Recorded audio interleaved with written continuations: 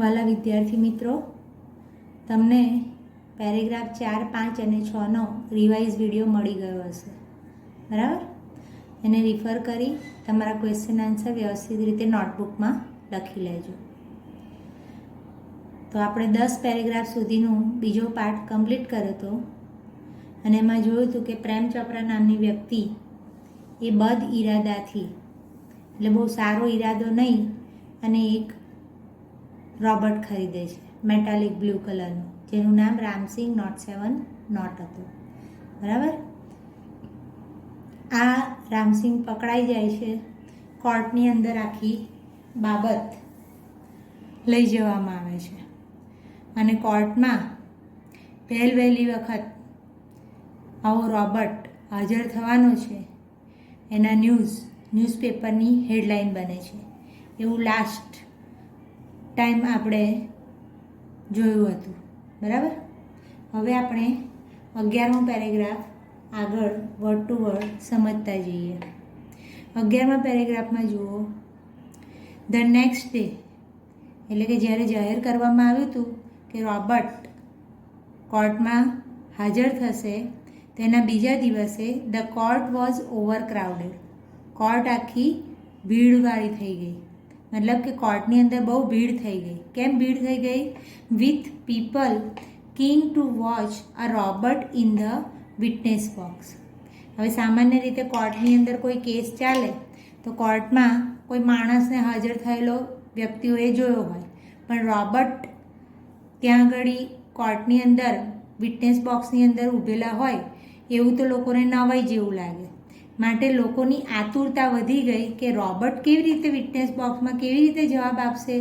આ બધું આતુરતા, લોકોની ઉત્સુકતાના કારણે ત્યાં આગળ કોર્ટમાં બહુ જ બધી ભીડ થઈ ગઈ.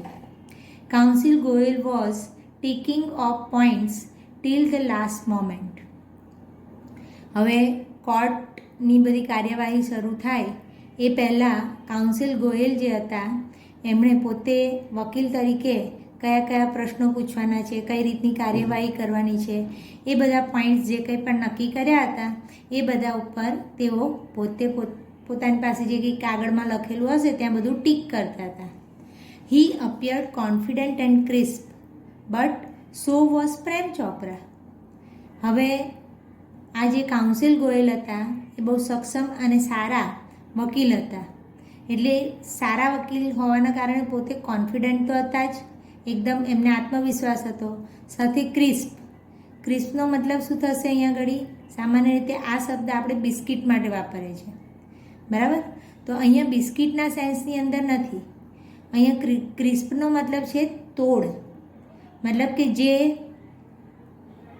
આપણે કેસ ચાલી રહ્યો છે એ કેસની અંદર જે કાર્યવાહી થશે એ કાર્યવાહી માટે એનો તોડ આ જાતે મેળવી આપી શકશે એટલા કોન્ફિડન્સ સાથે કાઉન્સિલ ગોયલ કોર્ટની અંદર હાજર હતા.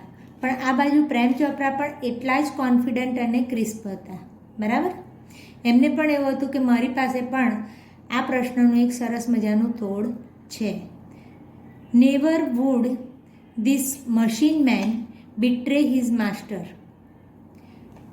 આ પ્રેમ ચોપરા એટલા માટે કોન્ફિડન્ટ હતા કે એમને એવી ખબર હતી કે આ મશીન મેન છે, યંત્ર માનવ છે, એ પોતાના માલિકને કોઈ દિવસ દગો કરશે નહીં, પોતાના માલિકની સાથે કોઈ દિવસ વિશ્વાસઘાત કરશે નહીં, બરાબર? તો આ રીતે વકીલ પણ કોન્ફિડન્ટ અને ક્રિસ્પ હતા, સાથે સાથે પ્રેમ ચોપરા પણ કોન્ફિડન્ટ અને ક્રિસ્પ હતા, બરાબર? The proceeding began and Ramsing Not 7 Not appeared in the witness box. પછી કોર્ટની કાર્યવાહી શરૂ થાય છે. પ્રોસિડિંગ એટલે કાર્યવાહી. તો કોર્ટની કાર્યવાહી શરૂ થાય છે અને Ramsingh not 7 not a witness બોક્સમાં લોકોને જોવા મળે છે. ક્લિયર? તો આ રીતે આ પેરેગ્રાફને એકવાર ધ્યાનથી જોઈ લો. પેરેગ્રાફ સમજ્યા પછી હવે આપણે આ પેરેગ્રાફના જુદા જુદા શબ્દોને આપણી નોટબુકમાં નોંધીએ, બરાબર? જુઓ, પહેલો શબ્દ શું નોંધવાનો છે? ઓવરક્રાઉડેડ. ઓવરક્રાઉડેડ એટલે શું? અતિશય ભીડવાળું, બરાબર. એના પછીનો શબ્દ લખવાનો છે કીન. કીન એટલે આતુર. એનું નિયરેસ્ટ મિનિંગ શું થશે? ઈગર. નેક્સ્ટ લખવાનું છે વિટનેસ બોક્સ. હવે સામાન્ય રીતે વિટનેસ એટલે સાક્ષી. સાક્ષી જે જગ્યા ઉપર કોર્ટની અંદર ઊભા રહીને પોતાની જે કંઈ રજૂઆત કરે એના માટેનું જે જગ્યા બનાવવામાં આવી હોય એને શું કહેવાય છે? વિટનેસ બોક્સ, બરાબર. કોર્ટમાં સાક્ષીને ઊભા રાખવા માટેની જગ્યા. ચલો, એના પછી છે confident and crisp. Confident and crisp એટલે શું? તો કે આત્મવિશ્વાસુ અને યોગ્ય તોડ મેળવી આપનાર, બરાબર. જે પણ કેસ છે એ કેસનો યોગ્ય નિકાલ લાવનાર વ્યક્તિ, એટલે બંને વ્યક્તિઓ માટે લખાયું છે કોન્ફિડન્ટ અને ક્રિસ્પ. પ્રેમ ચોપરા માટે પણ અને કાઉન્સિલ ગોહિલ માટે પણ. એના પછીનો નેક્સ્ટ વર્ડ તમારે નોંધવાનો છે બિટ્રે. બિટ્રે કરવું એટલે વિશ્વાસઘાત કરવો અથવા તો દગો કરવો. અને પ્રોસિડિંગ. પ્રોસિડિંગ એટલે કાર્યવાહી. ક્લિયર? મિત્રો, આ બધા જ શબ્દો તમારે તમારી નોટબુકમાં નોંધવાના છે. ચાલો મિત્રો, હવે આપણે આ જ પેરેગ્રાફના ક્વેશ્ચન આન્સરને પણ એકવાર જોઈ લઈએ. આ પેરેગ્રાફનો પહેલો પ્રશ્ન આવશે, why was the court overcrowded with people. કોર્ટની અંદર બહુ બધી ભીડ લોકોની કેમ હતી? બરાબર. આપણને ખબર છે કે સામાન્ય રીતે માણસો વિટનેસ બોક્સમાં હોય, પણ આજે તો રોબોટ વિટનેસ બોક્સમાં જવાનું હતું. The court was overcrowded. The court was overcrowded with people. લોકોથી બહુ ભીડ જમા થઈ હતી. લોકોની ભીડ બહુ જમા થઈ હતી. Because they were keen to watch a robot in the witness box. લોકોની આતુરતા વધી ગઈ હતી કે રોબોટ કેવી રીતે આ વિટનેસ બોક્સમાં ઊભો રહેશે અને કઈ રીતે બધો જવાબ આપશે, એ માટે લોકો જોવા જતા હતા, બરાબર. ચાલો, એના પછીનો પ્રશ્ન તમારે લખવાનો છે, how did council Goyal appear. Council Goyal કેવા દેખાતા હતા? તો કાઉન્સિલ ગોયલ કેવા દેખાતા હતા? એકદમ confident and crisp. Counsel Goyal appeared. Did અને અપિયર્ડ છે માટે અપિયર્ડ કર્યું આપણે, બરાબર. Counsel Goyal appeared confident and crisp. Clear? ચાલો, એના પછીનો નેક્સ્ટ ક્વેશ્ચન તમારે લખવાનો છે, why was Prem Chopra confident. Prem Chopra કેમ કોન્ફિડન્ટ હતા? કેમ કોન્ફિડન્ટ હતા? કારણ કે એમને ખબર હતી કે રોબોટ એના માલિકને કોઈ દિવસ દગો કરવાના નથી, બરાબર. Prem Chopra was confident because he knew that the robot would never betray his master. Robot કોઈ દિવસ એના માલિકને દગો કરશે નહીં. ક્લિયર? તો આ રીતે આપણો 11મો પેરેગ્રાફ કમ્પ્લીટ થાય છે. એના શબ્દાર્થને નોંધજો અને એના ક્વેશ્ચન આન્સરને પણ નોટબુકમાં લખી લેજો. ચાલો મિત્રો, હવે આપણે આગળના પેરેગ્રાફની સમજૂતી મેળવીએ. હવે કોર્ટની અંદર બધી કાર્યવાહી શરૂ થાય છે. એમાં કાઉન્સિલ ગોયલ પોતાની રજૂઆત કરતાં કહે છે, યોર ઓનર. જે જજ છે એમને માનવાચક શબ્દોથી બોલાવે છે. Your honour, counsel Goyal began. Counsel ગોયલે આ રીતે વાત રજૂ કરી, I am told by super robots that memory tab designed in this type of robots contains information of the previous week. બરાબર.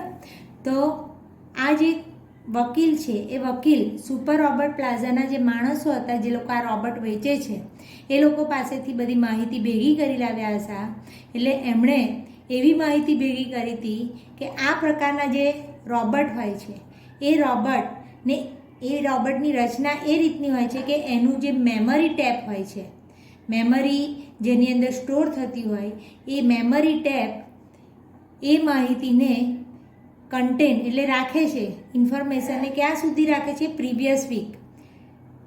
એક અઠવાડિયા સુધીની માહિતી એની અંદરથી અવેલેબલ થઈ શકે. તો આ રીતની આ બ્લુ મેટાલિક રોબોટ હોય છે, બરાબર.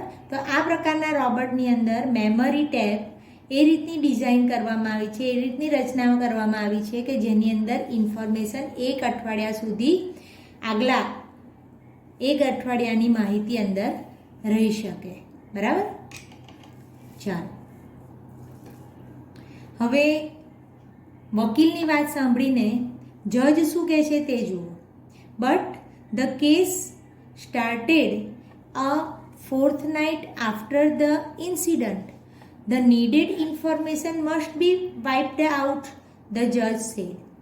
જજ તો એમ કહે છે કે અંદર એક અઠવાડિયાની માહિતી રહે એ બરાબર છે, પરંતુ આપણો જે કેસ છે એ કેસ તો 15 દિવસ, આ ઘટના જે બની, બરાબર, ઝવેરી બ્રધર્સને ત્યાં જે ઘટના બની એના 15 દિવસ પછી આપણો આ કેસ શરૂ થયો છે. તો પછી આપણને જે માહિતી જોઈએ છે એ બધી માહિતી તો શું થઈ ગઈ હશે? વાઇપ્ડ આઉટ, મતલબ ભૂસાઈ ગઈ હશે અંદરથી. પરંતુ કાઉન્સિલ ગોયલ બહુ કોન્ફિડન્ટ હતા, એટલે શું કહે છે? Counsel Goyal smiled softly staring at Prem Chopra. Prem Chopra ઉપર એક નજર કરીને જાણે એકદમ મંદ મંદ હસીને કહે છે sir, the Roberts has been, the Robert એટલે રોબર્ટ જે હતું તે has been switched out of operation ever since. તો જ્યારની આ ઘટના બની છે ત્યારનું આ રોબર્ટ છે એ સ્વિચ આઉટ કરી દેવામાં આવે છે, મતલબ કે બંધ કરી દેવામાં આવ્યો છે. મતલબ કે જ્યારથી એને બંધ કરી દેવામાં આવ્યો છે એના એક અઠવાડિયા આગળની બધી જ માહિતી આપણને રોબર્ટની મેમરી ટેપમાં અવેલેબલ હશે, બરાબર. એટલે કાઉન્સિલ ગોયલ આ રીતે હસતા હસતા અને પ્રેમ ચોપરાની સામે જોતા આ રીતની વાત રજૂ કરે છે, બરાબર. હવે પ્રેમ ચોપરાનું તે વખતનું આ જે રજૂઆત થાય છે આ વકીલ દ્વારા, ત્યારે એમનું મોઢું થોડું પડી જાય છે. પ્રેમ ચોપરાઝ ફેસ ફેલ, એનું મોઢું થોડું પડી જાય છે, મતલબ કે એને એવો ગુનો તો કર્યો છે એવું અંદરથી ફીલ થાય છે. બટ હી વોઝ કોન્ફિડન્ટ, છતાં પણ બહાર એના બહારી ચહેરા ઉપર એ બતાવે છે કે કોન્ફિડન્ટ, એકદમ આત્મવિશ્વાસુ છે.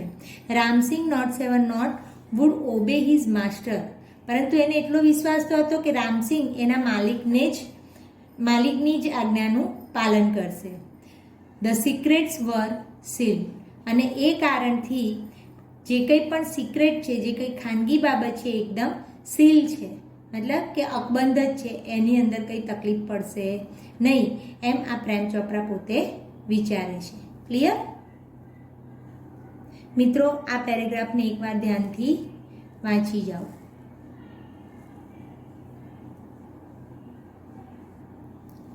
ચાલો મિત્રો, હવે જે પેરેગ્રાફ આપણે જોયો એ પેરેગ્રાફના શબ્દોને આપણી નોટબુકમાં નોંધીએ. ડિઝાઇનેડ એટલે શું? રચવું અથવા તો રચના કરવી. તો રોબર્ટની રચના કઈ રીતની થયેલી છે કે એમાં એક અઠવાડિયાની માહિતી આપણે જોઈ શકીએ છીએ. કન્ટેન્સ એટલે રહેવું, પણ એ અહીંયા પાઠના સંદર્ભમાં કન્ટેન્સ છે, બરાબર. કન્ટેન્સનો મતલબ શું થાય છે? રહેવું, પાઠના સંદર્ભે. એના પછીનો શબ્દ નોંધો તમારી નોટબુકમાં, પ્રીવિયસ વીક. પ્રીવિયસ વીક એટલે આગલું અઠવાડિયું, બરાબર. એના પછી ફોર્ટનાઇટ, પખવાડિયું, 15 દિવસ. નેક્સ્ટ વર્ડ લખજો વિપેડ આઉટ. વિપેડ આઉટ એટલે ભૂસાઈ જવું. સ્ટેરિંગ કરવું એટલે એકી નજરે જોયા કરવું અથવા તો જોવું.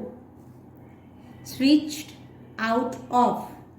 સ્વિચ આઉટ ઓફનો મતલબ થશે ને બંધ કરી દેવું. રોબર્ટને સ્વિચ આઉટ ઓફ કરી દેવામાં આવ્યું હતું, બરાબર.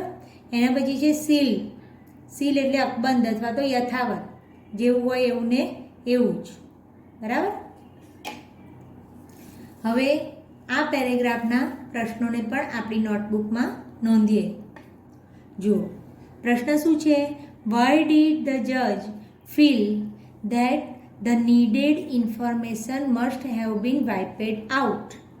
જજને કેમ એવું લાગે છે કે જરૂરી માહિતી બધી ભૂસી કાઢવામાં આવી હશે?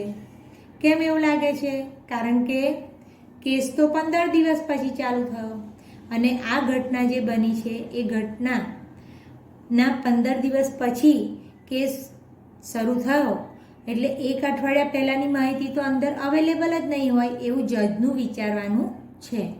ધ જજ felt that the needed information must have been wiped out because, જુઓ પ્રશ્નમાંથી જ જવાબની શરૂઆત કરવાની. ધ જજ ફેલ્ટ ધેટ, ડીડ અને ફીલ છે એટલે ફેલ્ટ લખ્યું.